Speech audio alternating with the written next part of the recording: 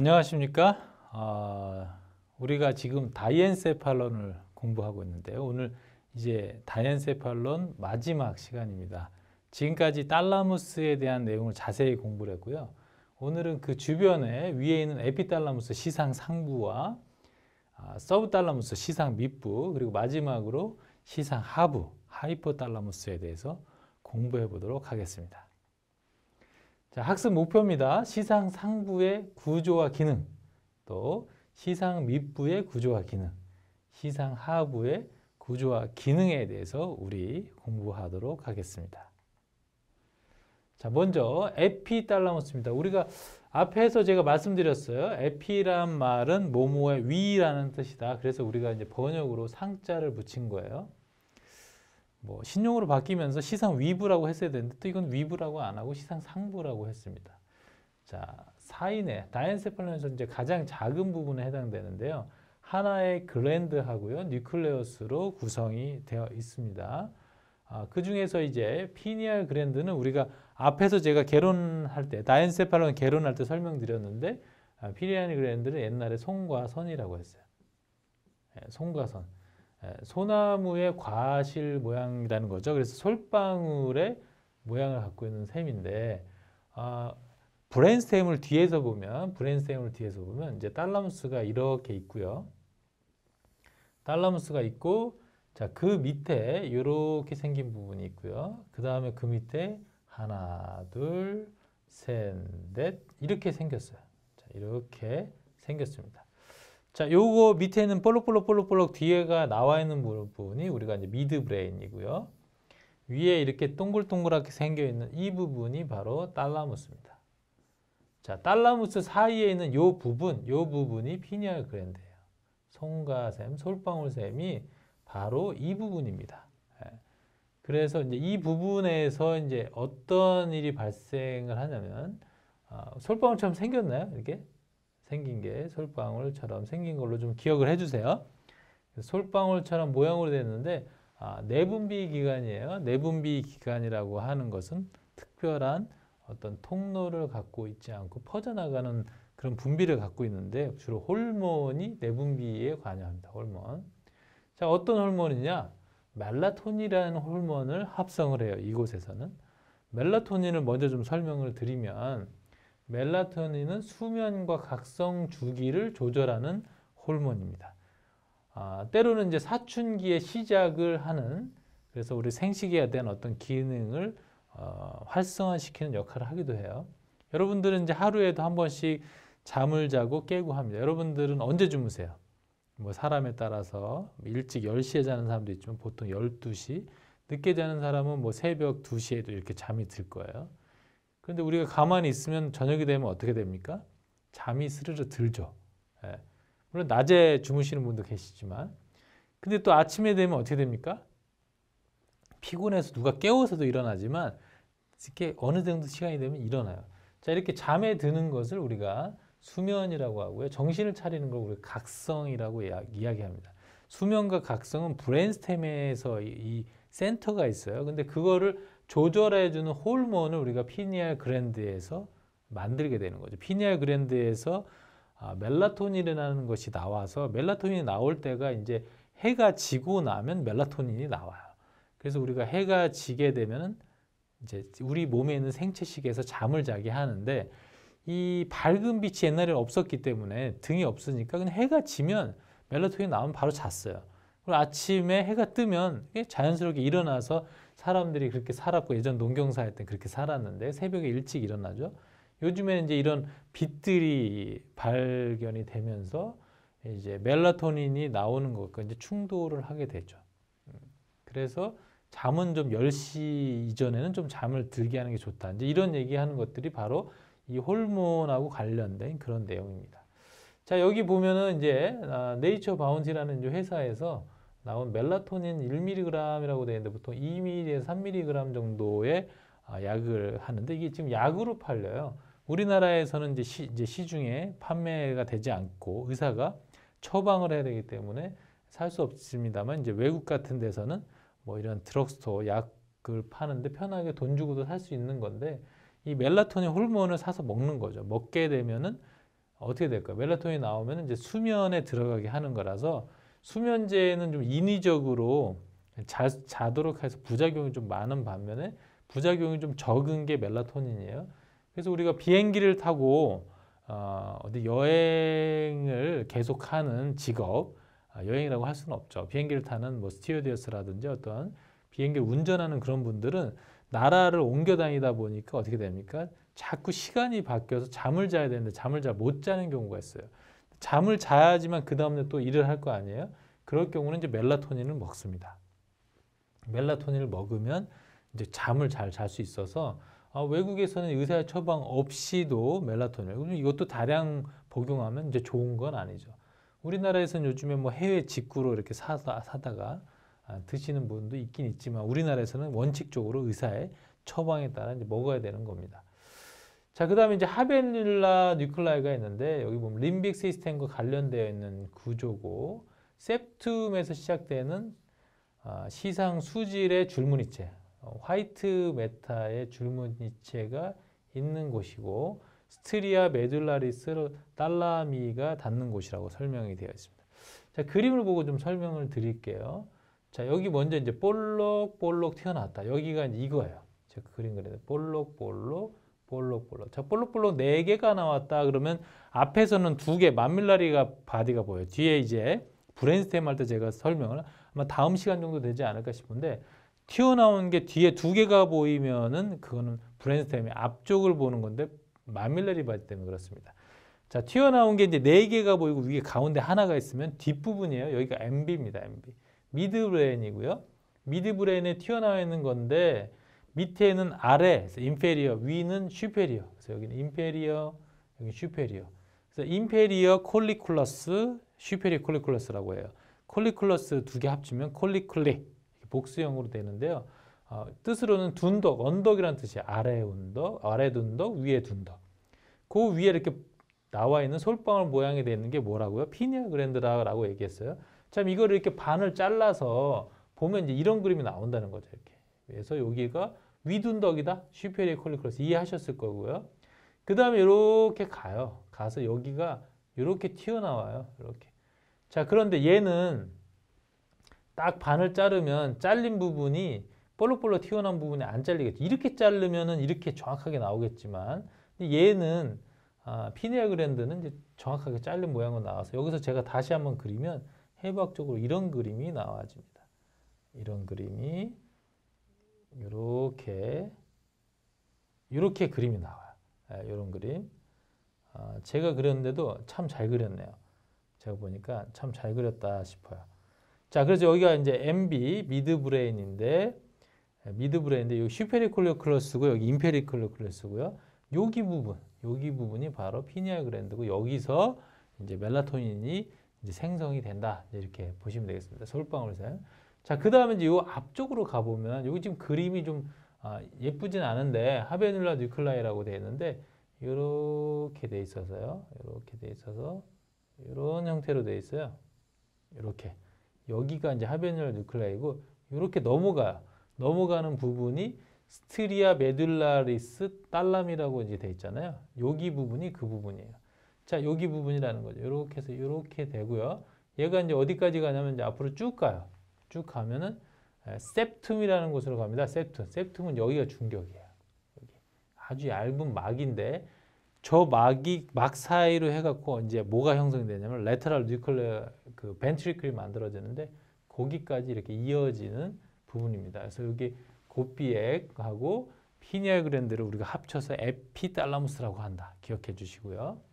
자, 그 다음에 서브달라무스입니다. 서브달라무스는 우리가 언제 배웠습니까? 베이지알 갱글리아 할 때 배웠어요. 그래서 달라무스의 배가 쪽, 아래쪽이라는 얘기고요. 가쪽에 있고 인터널 캡슐의 안쪽이 있고요. 여러분들 이제 요거의 그 그림을 이해하시려면 이렇게 그림이 있었어요. 기억하시는지 모르겠어요. 이렇게 해갖고 이렇게 푸타멘, 글로버스 팰리더스, 그다음에 코우데트 뉴클레어스, 그다음에 여기에 뉴클레스 어큐번스, 그다음에 이노미나타 이런 그림이 있었습니다. 베이지알 갱글 여러분들이 돌아가서 한번 봐주시고요. 여기에 이제 뭐가 있었냐면 이렇게 미드브레인 그림이 있었고, 미드브레인. 잘 그리죠, 제가? 그리는 이유는, 잘 그리는 건 제가 그렸기 때문이고요. 그 위에 여기 있는 부분이 서브달라무스예요. 서브달라무스. 그래서 서브달라무스는 인터넷 캡슐의 안쪽이라고 하는 인터넷 캡슐은 요 사이로 지나가요. 그 다음에 메센세팔릭 테그멘텀의 중간에 위치한다. 시상과 중간 뇌두판. 요거는 지금 설명하기 좀 어렵고요. 브레인스템을 볼 때 조금 더 이해가 될 것 같습니다. 베이지알 갱글리아의 글로부스 펠리데스하고 서브스탄티아 니그라하고 연결이 돼 있어요. 그래서 뭘 중요하냐? 이거 중요합니다. 움직임에 대한 중요한 역할을 해요. 그래서 우리가 구조상으로는 어디에 속하지만 구조상으로는 다이엔세팔론에 속하지만 기능상으로는 베이지알 갱글리아에 속한다고 해서 우리가 베이지알 갱글리아에서 공부를 한 거죠. 그때 이제 여기서 연결이 있었단 말이에요. 여기에 부분이 서브달라무스고 서브달라무스로 신호가 가고요. 서브달라무스에서 신호가 나가고 결국에는 이제 글로부스 펠리더스하고 서로 신호를 주고받으면서 우리 몸의 움직임을 조절하는 그런 역할을 하는 것이 바로 서브달라무스입니다. 자, 그 다음에 이제 하이포달라무스를 이제 마지막으로 볼 건데요. 하이포달라무스도 이제 서브달라무스가 배가 쪽이라면 하이포달라무스는 배 안쪽이에요. 배 안쪽. 가쪽 안쪽 아시죠? 그래서 달라무스가 여기 있는데 이렇게 달라무스가 이렇게 있어요. 이렇게 지금 이제 열어서 안쪽을 바라보는 거니까 이제 안쪽이 되는 거죠. 얘는. 그래서 여기에 요만큼 부분, 요만큼 요 부분이 바로 뭐가 되냐면 하이포달라무스예요. 그래서 앞쪽에는 뭐가 있고 안테리어 커미셜, 라미나 터미널리스, 옵티키아즈마. 자, 옵티키아즈마 있고요. 요쯤에 안테리어 커미셜 있습니다. 안테리어 커미셜. 뭐 요거는 안 했으니까 터미널리스는 요 부분이에요. 여기가 터미널리스. 종말판이라고 우리 배웠었을 거예요. 그 다음에 인터 펜디큘러 포사가 뒤에 있다. 인터 펜디큘러 포사가 뒤에 있고 만밀라리 바디가 이제 뒤쪽에 있다. 하이포달라무스 뒤쪽. 자, 만밀라리 바디는 지금 여기에 있어요. 여기에 있고요. 볼록볼록. 지금 요 그림으로 여러분들이 좀 이해하시기 어려울 수도 있지만 그 다음에 인터 펜디큘러 포사. 자, 요거 말 나온 김에 설명을 좀 드리면 다음 시간에 할 거라 좀 미리 좀 그림으로 한번 그려보겠습니다. 미드브레인이 이렇게 돼 있고 이렇게. 자, 이 그림은 어디냐면 이렇게 해서 이렇게 들어가요. 여기가 이제 메둘라고요. 메둘라. 보이시죠? 메둘라고 여기가 폰스고 그다음 얘가 MB예요. 근데 MB는 이제 앞쪽에 볼록볼록 두 개가 튀어나왔어요. 이걸 피덩클이라고 합니다. 피덩클. 피덩클은 다리라는 뜻이거든요. 피덩클이 한 개가 있고 두 개가 있어요. 양쪽에 있다는 거예요. 그럼 피덩클 사이에 있는 포사라고 해요. 인터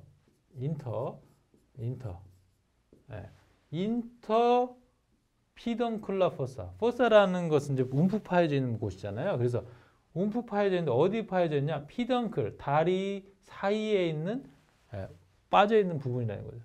다리 사이에 있는 부분, 여기예요. 그리고 거기 안에 뭐가 들어있냐면 볼록볼록 튀어나온 게 두 개가 있는데 그게 만밀라리 바디예요. 그게 바로 여기입니다. 자, 이게 폰스고요. 여기가 MB거든요. MB인데 여기 피덩클이에요. 이만큼이. 여기가 피덩클이거든요. 피덩클 만밀라리가 이 하이포달라무스 뒤쪽에 있다는 거죠. 여러분들 브레인스템 하시면 조금 더 이해가 되실 거예요. 자, 위쪽에는 뭐가 있냐면 달라무스가 있다. 그 다음에 아래쪽에는 인펀디블럼이라고 하는데 인펀디블럼 여기 지금 설명 안 드리겠습니다. 이거는 어쨌든 이런 구조를 이루고 있다. 그 다음에 가쪽은 인터널 캡슐 지금 여기서 설명할 수가 없어요. 보이지가 않고요. 자, 기능은 뭔지 보겠습니다. 림빅 시스템과 연결이 되어 있고 자율신경계 중추가 되며 뇌하수체에 통해서 호르몬을 줍니다.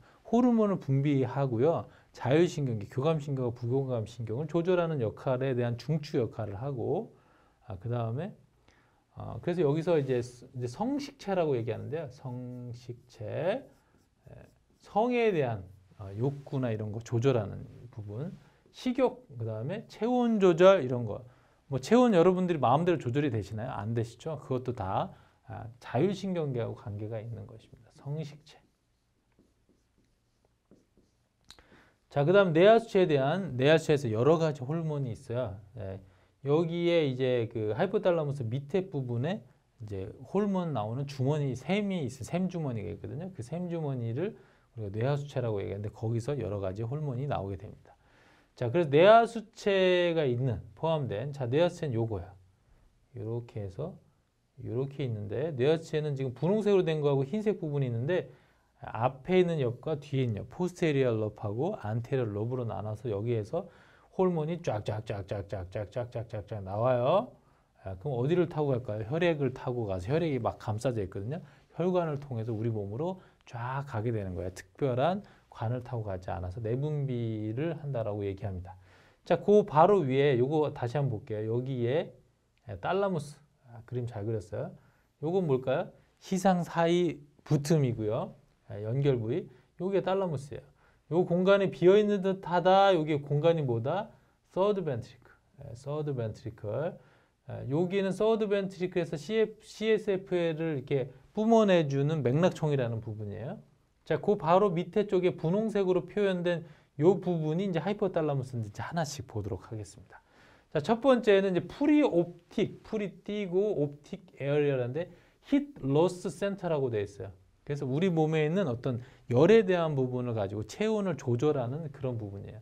열이 떨어졌다 그러면 어떻게 될까? 체온을 올려야 돼라고 하는데 프리옵틱 에어리어. 자, 프리옵틱 영역. 여기 이거 진짜 너무 좁은데 많이 있어서 하나씩 해볼게요. 자, 체온을 조절하는구나. 여기서 알게 됐고요.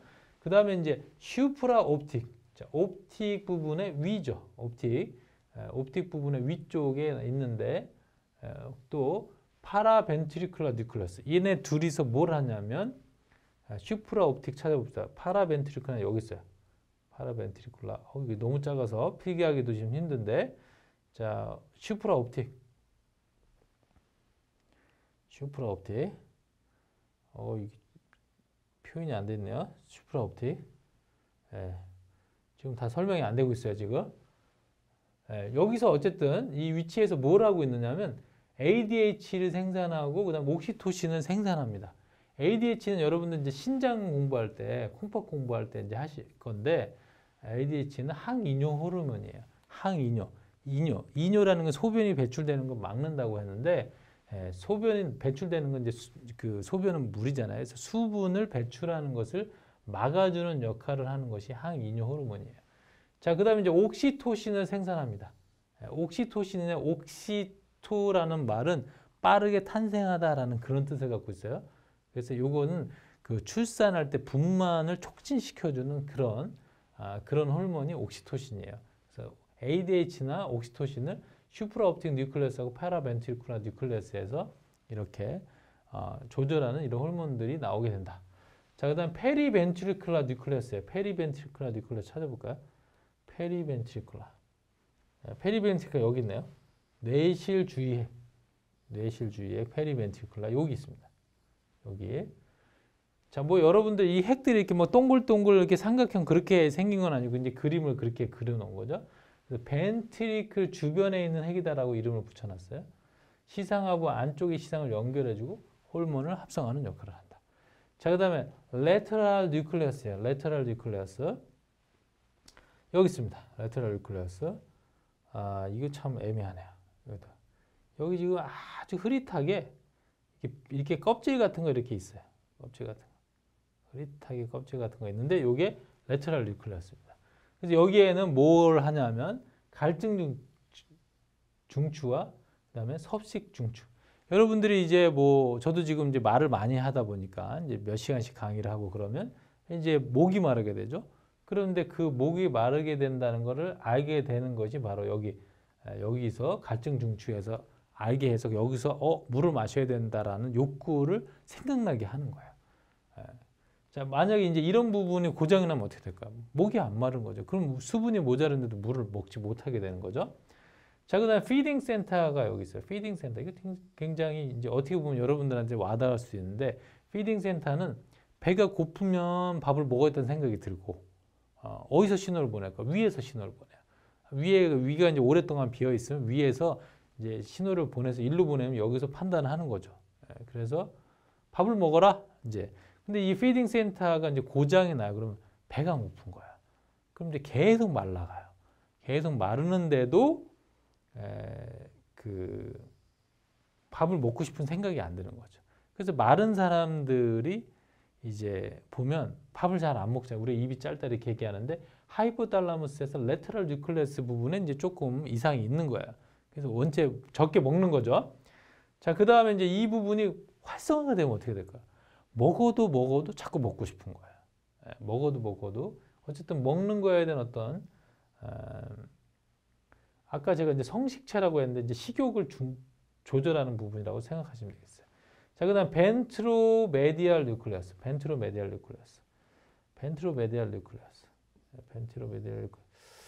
이것도 애매하네. 요거네요. 요거 배 쪽 안쪽에 쪽에. 벤트로메디알 뉴클레우스는 포만 중추예요. 포만 중추라는 거는 섭식은 배가 고픈 거고요. 포만은 먹었을 때 배가 부르다라고 느끼는 거예요. 그래서 섭식하고 좀 연관이 있는데 먹어도 배가 안 부르니까 계속 먹게 되는 거. 그게 이제 포만 중추. 그래서 포만 중추를 가지고 실험을 했어요. 그래서 고양이의 포만 중추를 활성화도 시키고 억제도 시켜보니까 활성화가 되면 포만 중추가 그만 포만하다 생각하니까 밥을 안 먹어서 아주 깡마르게 되고, 그다음 포만 중추가 배부르다고 느껴지는 건데 여기서 이제 이 부분이 이제 활성이 잘 안 되면 먹어도 배가 고프니까 막 엄청나게 살이 찌는 거죠. 여러분들 생각을 잘 해보세요. 어떤 사람인지. 자, 그 다음에 도잘 뉴클레스는 수면을 조절한다. 도잘 뉴클레스 여기 있습니다. 등 쪽에 위치하는.